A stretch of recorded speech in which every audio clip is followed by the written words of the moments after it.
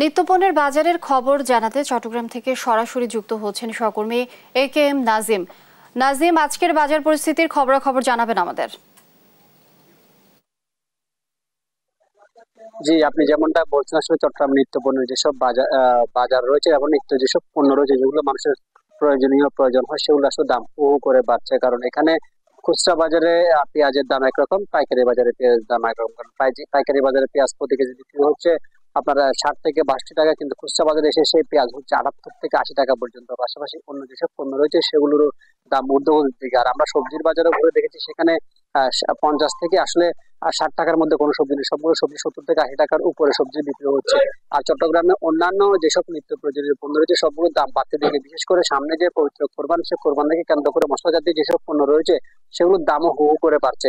ব্যবসায়ীরা বলছেন আসলে আহ ব্যবসায়ীরা বলছেন যে তীব্র যে গরম, সে গরমের কারণে হয়তো মালামাল সরবরাহ কমের কারণে আসলে এসবের দাম বাড়ছে। তবে আমরা যেটা এসে জেনেছি বা বিভিন্ন ব্যবসায়ীর সাথে কথা বলেছি, তারা বলছেন যে কিছু ব্যবসায়ী সিন্ডিকেট করে বিভিন্ন মাধ্যমে তারা মালগুলো মজুত করার কারণে আসলে দাম বাড়ছে। বিশেষ করে যেসব পণ্য সবসময় ব্যবহার করা হয় সেগুলোর দাম বাড়তির দিকে। আর আরেকটা বিষয় হচ্ছে, সামনে যে পবিত্র কোরবান, সে কোরবানকে কেন্দ্র করে যেগুলো মশলা জাতীয় পণ্য রয়েছে, আচ্ছা রং, এলাচ, মরিচ, হলুদ, জিরা থেকে শুরু করে এসব পণ্যের দাম আসলে কৃত্রিম সংকট তৈরি করে বাজার বাড়াচ্ছে এখানকার যারা কিছু অসাধু ব্যবসায়ী রয়েছেন তারা। কারণ ইতিমধ্যে মশলা জাতীয় পণ্যের প্রতি কেজিতে 50 থেকে 100 টাকা করে বেড়েছে বলে আমরা জেনেছি।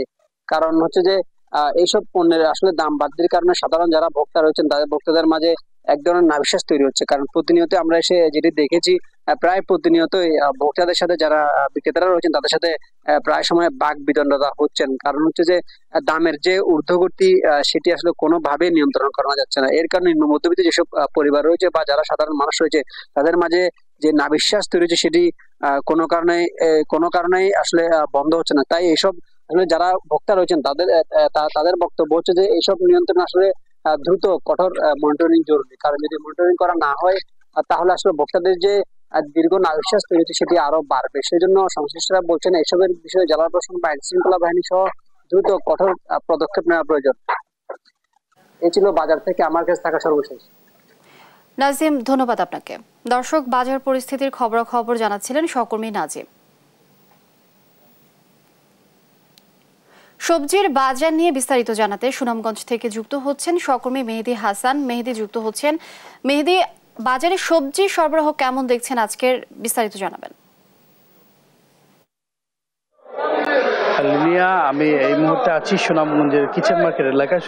পৌর শহরের সবচেয়ে বড় সবজি বাজার আপনি দেখতে পাচ্ছেন আমার পিছনে। আসলে সবজি বাজার এই মাত্র ক্রেতার জন্য আসছেন। তবে আমরা ক্রেতাদের সাথে কথা বলে জানতে পেরেছি যে তারা আসলে বলছেন সবজির প্রায় সব সবজিরই দাম আসলে বেশি।